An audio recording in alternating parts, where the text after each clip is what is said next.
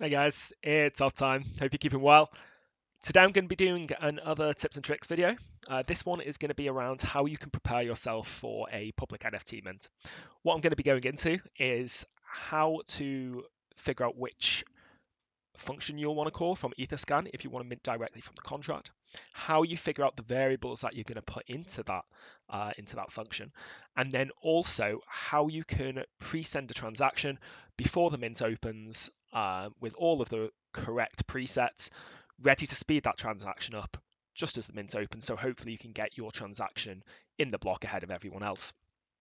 As part of this, we're going to be looking into how you can properly set your gas limit for that transaction ready for the mint to open. So the first thing that we're going to look at is just working our way around EtherScan and looking at the relevant NFT contract, figuring out what it's all about, ready so that we can set our transaction up. Now, this is something that I wanted to do originally as a text guide, but it's quite involved. So I figured that doing it by way of a video with a screen share might be the best way to do it. Okay, so I'll be going through this by looking at a contract of a project I recently minted, which is Murray. The public is actually sold out on this, but I can go through the steps that I took when I personally minted public to show you how I found the parameters that I was going to input into the public mint function, how I set my gas limit, and hopefully you can use these tips and tricks to apply it to whichever NFT drop you're looking to mint on your side. So the first thing that you're going to want to do before you start anything is to find out the contract of the NFT project that you're looking to mint. Now, you'll usually find this on the project's Discord server. Sometimes they'll post it on Twitter, but just be really careful because a lot of the time before a public mint, there's a lot of scammers out there who'll be creating fake contracts with the same name to try and get people to mint and then essentially just take their money. So just be super careful, make sure you've got the right contract, and you should be good to go. So I'll switch to my screen now and we'll run through this step by step with the Murray contract. Hopefully you guys can all see this. So you'll see that I'm on the EtherScan webpage here. I've got the Murray contract ready to copy and paste. So if I put that in here in search, press enter, it brings up this contract page like this. Now that we're here, the first thing that we're going to want to do is have a look at the contract itself. Where do you find that? Quite simply, you just go to this contract tab right here. Most mints will hopefully have a verified contract. If it's unverified, it doesn't have this check mark. Unfortunately, you can't use this method. There are other methods. I've written a guide on how to mint from an unverified contract, but this won't apply directly to it. So if we click contract here, you can see all of the contract for the relevant NFT project. It's also got any kind of other contracts it refers to. And then we've got this read contract button and the write contract button. Once you're on the contract page, the first thing that we're going to want to look at is what functions can we interact with in the contract. Now, the easiest way to find this out is to go to the write contract button here. And you can see once we click this, we get a list of all of the different functions that are available in the contract. Generally, they're fairly self-explanatory, at least from their names. So for example, here we're looking for our public mint function, and we can see that here. We can also see there's a private mint function, and it's worth me maybe just going into that very quickly to show you what it might look like and why we can't just use that and get around the contract. So if we click into mint private, we can see that we need a payable amount of ether, a quantity, an allow quantity, and a proof. And the proof is the key thing because often a contract will require you to put a certain signature hash in or a proof, which we don't have, so we can't actually call the mint function. That proof will sometimes be produced by the project website. You'll only be able to actually mint from the website if you're on the whitelist, and therefore it's quite an effective way of stopping people from minting. Alternatively, sometimes these functions will be linked to a whitelist which is uploaded directly to the contract. If your address isn't in the whitelist, you're not able to call the function and therefore you're not able to mint. So it's a really effective way of stopping people. If we're not on the whitelist, we're not going to be able to mint using this function. Obviously here we're looking to mint from public.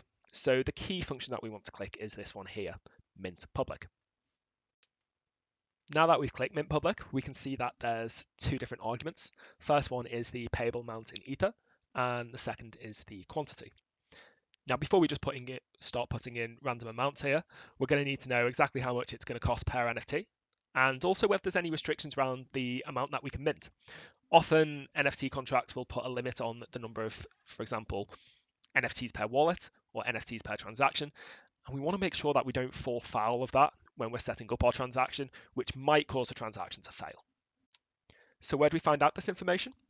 Well, usually it's a really good idea to look at the contract itself, because that'll usually have all of the parameters and the logic built in, and we can use that to understand how we're going to set up our transaction. So if we just go to this code tab here, this will bring up the contract. We see murray.sol, and we want to have a little look at this. I mean, I'm no coder, but a lot of the time, a lot of this is fairly easy to read if you know what you're looking for. So if we just have a little scroll through here, the first thing that's quite obvious is for public, the price is 0.3 Ether, and that'll be per NFT. We can also see that the public current supply is 2203, so that's the max amount that can be minted at public. If this is a fairly hype drop, this helps us a little bit because we can then gauge the amount of gas that we might need to send in order to win out against everyone else who is trying to mint. Because there's only a fairly low supply here, that would probably suggest that we'd probably need a fairly decent amount of gas if the drop was hyped. We'll now want to look at the mint public function itself to try and figure out whether there's anything in there which is going to impact the settings that we're going to put for our transaction. So if I scroll down a little bit here, this is the mint public here. And looking at it, we can see that there's certain requirements which we'll need to meet if our transactions to be successful. Let's go through them one by one just to get a feel for how these contracts are usually set up and how they work. So here we can see that the function will require that the contract status is public. Otherwise, we get this error, public minting is not available. Then we get that the message value, so the amount that we're sending with our transaction, has to be more than or equal to price, i.e. 0.3 Ether, times the quantity of mints that we want. Otherwise, we'll get the error saying not enough ETH sent. If we look here, total minted, i.e. the total minted from the contract, plus the quantity we want has to be less than or equal to the total current supply. Otherwise, we'll get not enough supply. So this means that, if I think it was 2203, I think was the total amount of minted. If we're at 2201 and we're sending 3, the contract will say, hey, wait a second, you're trying to mint more than is available. We're not going to let you do that. And then finally, the quantity that has been minted by us already, plus the quantity we're now trying to mint, must be less than or equal to 3. Other than we are exceeding the maximum allowed wallet quantity. And this is huge because this shows us that actually the maximum amount that we can mint from any one address will be 3 NFTs. And that's going to be used later when we set up our mint transaction. So all of this is really useful. What have we learned? We know that the price is 0.3 Ether per NFT. We know that there's a maximum of 3 NFTs we can mint per wallet. And now we can use all that information to set up our mint transaction. So what we're going to do is go to write contract, go back to mint public, and say we wanted to mint 3. So we know it's 0.3 per NFT. We want 3. That's 0.9 Ether. We then want 3 here. And before we can click write, we just need to make sure we connect to our MetaMask wallet. We just click this, click MetaMask, click OK, and there you go. I've connected this before, so it didn't show up anything in MetaMask. If you haven't before, it might just require you in MetaMask to approve that you're connecting this your wallet to this website. So now we've done that, we're going to want to click write on our mint public transaction. MetaMask will pop up. And the first thing that you'll notice is it comes up with this error. The transaction is expected to fail. Trying to execute it is expected to be expensive but fail. And you can see that actually we can't confirm the transaction. The total amount of ETH sent is more than you'll have in your wallet. Why does MetaMask do this? It's entirely because it realizes that for some reason or other, the transaction that we're trying to send won't go through on the contract. So it prevents you from sending that transaction to protect you. In my case, as we explained before, I'm trying to mint from Murray, which has already minted. The public sale's done. So the contract recognizes that MetaMask will stop me from minting, and therefore I can't go ahead. You'll see a similar thing when you're trying to mint from public for an NFT project which hasn't yet opened its public mint. Again, the contract will throw an error, MetaMask will realize that, and it'll stop you going ahead. But for here, as we said before, we still want to submit our transaction ahead of time so that actually we can submit it, have it pending, and then we can speed it up once the mint opens and hopefully get ahead of everyone else who's still trying to send their transaction when that happens. How do we do that? Well, we click I'll try anyway. And suddenly that allows us to edit the estimated gas fee. So let's do that. We click it. I'll just put that as medium for now. And we can see the reason why it was showing such a high amount of Ether to mint the transaction was because what MetaMask does, it actually throws the gas limit at an insane amount that you'd never use. So here we can see it's 28.5 million. You'd never use that much to mint an NFT. So what we're going to want to do is set the correct gas limit for however many NFTs we want to mint. And then we'll be setting our priority fee at 1 and our max fee at 1. Because those gas fees that we're sending are so low, no miner will ever want to pick up that transaction. So it will remain pending until we then want to speed it up.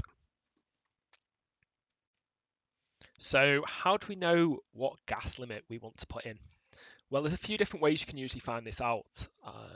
For example, if the project has a private mint before the public mint, you can sometimes check those transactions on EtherScan to get a feel for how much gas is needed per mint. This isn't always that useful though, because for some transactions, people on the whitelist might only be able to, for example, mint 3 NFTs, whereas in public you might be able to mint 10, and the gas limit required might not be, it might not follow that. It's the same amount per NFT when you scale it up to 10, especially when you've got, for example, an ERC 721A contract. That usually gets more efficient the more NFTs you want to mint. So the other way of checking it is by using Remix, which is an Ethereum development environment. And using Remix, we can actually simulate a mint from the contract and find out exactly how much gas that would use. Once we've got that figure, we can input it into our transaction. I usually also then add 50,000 or 100,000 additional gas just to be safe. And then, we've got our gas limit set, and we know that we're not overpaying for gas. But we also know we're putting in an amount that will be enough for us to mint the amount of NFTs we want to mint. So how does that work in practice? Well, I'll just go off the MetaMask notification here and head over to Remix. Now, if you search Remix in Google, it should be the first link. It's remix.ethereum.org. And the first thing that we're going to want to do is import the contract that we're trying to mint from into Remix. How do you do that? It's quite simple. You click New File, put the name of the NFT, so here we'll put Murray, and then if you go back onto EtherScan, go to Code, you can just copy and paste the whole contract into Remix. So I'll do that here. We can see the whole contract is there. And then what we're going to want to do here is compile it so that we can then deploy it onto this testnet essentially. So if we right click, compile, we can see it pulls in all of the kind of related contracts that it needs. And then we're pretty much done. Once we've compiled the contract, we'll then want to deploy it to a test environment for us to try our mint. So if we go here, we can, that's compile, the one below. We get deploy and run transactions. Choose the relevant contract. So here we've got Murray. And you'll see that actually to deploy it, we need to include a Merkle root and a contract base URI. Now, the easiest way to get these, to be honest, is to see what was inputted when the actual contract was deployed on EtherScan. So if we go back to this tab, go to the very bottom of the contract tab, and you'll see the constructor arguments that were used when this contract was deployed. So we just copy and paste them. So we've got Merkle root, copy and paste this here. And when we've got the base URI, we'll copy and paste that here. And then we can make sure we've got enough Ether to deploy it. I'll just put in 15, doesn't really matter. Click transact.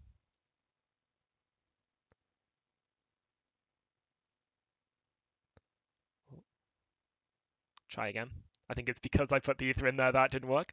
And then we can see that the contract has been deployed. And then we'll then see here that we've got deployed contracts. So if I click the drop down menu here, you'll see that we've got all of the different functions that we might be able to test, and then all of the read functions that we might want to look at as well. So for example, we've just set our Merkle root. If I click that here, it will tell us exactly what Merkle root we've just set.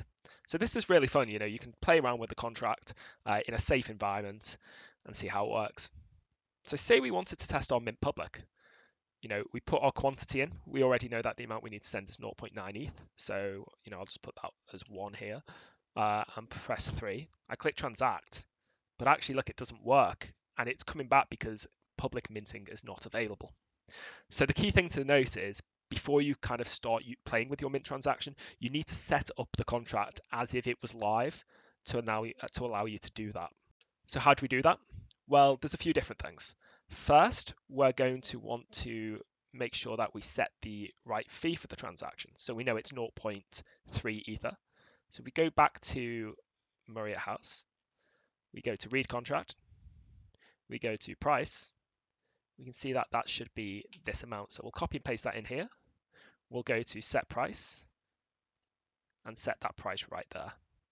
Separately, we want to make it so that the contract is ready to accept our public mint transaction. So if we go back to the contract on EtherScan, we can see that in the recontract section, there is this contract status variable here, and it's currently set to 2, but let's have a little look at the code. So if we have a little look further down, oh, actually, sorry, no, it's here. We've got enum, contract status, public, allow list only, and paused. Now, when a list is enumerated like this, the first one will be 0, then 1, and then 2. So the contract's currently paused, but we obviously want to set ours at public. So if we go to Remix, we can go to set contract status and set that as 0. We'll click that. And now we should be able to do our mint public transaction. So it's worth noting that the value that you're sending with the transaction is here. If I click this now, you see we get an error saying not enough ETH sent. So we just need to put that in as 1 because we know that we need 0.9, I think it was. So yeah, if we put that as 1, we click transact. And now if I make this a little bit bigger, you can see that our transaction's gone through. We can click onto it and it will show you all of the data related to that transaction. Now let me just zoom in a little bit. Hopefully that's a little bit easier. So we can see that the transaction's gone through. It's minted and will testnet these various NFTs, 1, 2, and 3.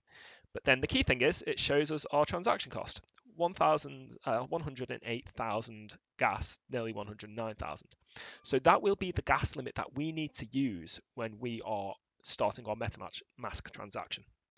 So now we can go back into EtherScan, use that gas that we've just figured out. So here we've got Mint Public.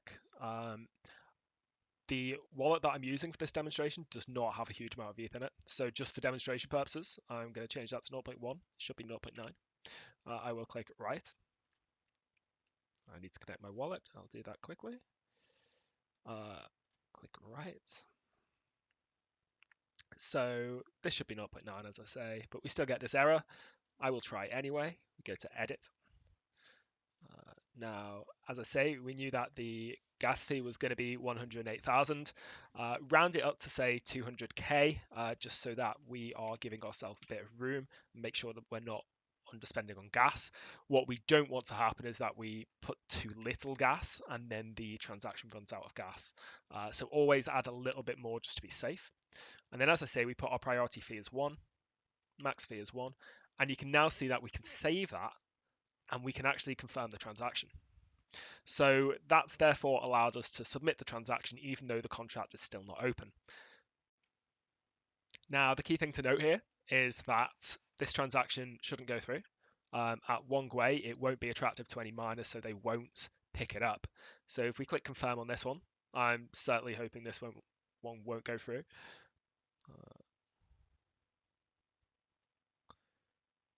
Now, if we click onto this in MetaMask, just so that I can capture it. I'm going to go into expand view, and we can see that the transaction is pending. And this is what we want to happen. We want it to be there ready for us to speed up so that when the public mint starts, we can speed up the transaction, get it in as quickly as possible. And whilst we've done that, you know, it's much quicker than having to mint from the website or start, sending your transaction via EtherScan. So we can click speed up, we can click high or whichever gas fee you need, and then essentially you click save. I'm not going to do that here because I know that I don't want the transaction to go through. But for you, you should be safe to send it, and hopefully you'll get your transaction in the next block, whilst other people are still trying to get their transaction sent. So hopefully this has been really useful. Give it a go. Be careful with it. Maybe try it with some smaller mints first. As usual, I'm providing this information to try and help. That said, you've got to be responsible for your own gas limits, the way that you send. Just be careful with those, because if you put a too high gas limit or too high GWE, you can end up incurring quite large gas fees. But yeah, hopefully this has been useful and informative for you all. Please leave a message or any comments if you need any follow-up. And yeah, hopefully it's been useful. Thank you.